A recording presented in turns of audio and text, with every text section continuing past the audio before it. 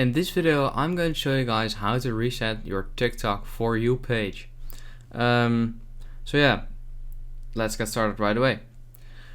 So what you want to do first is click on the three dots at the top right corner, and you will open up your settings.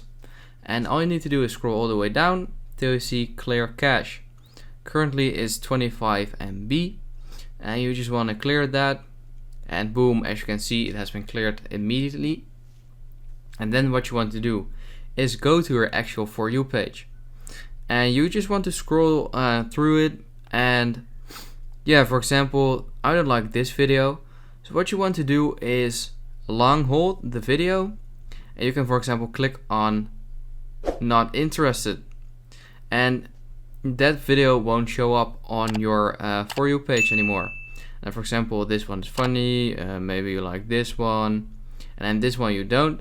So you just want to long hold again, and you can click on Not Interested again. But what you can also do is click on More. And right here you can hide videos from this user, so this user will never show up on your For You page again, or hide videos with this sound. If there's a certain song or just a sound in general you don't like, you can hide all those posts.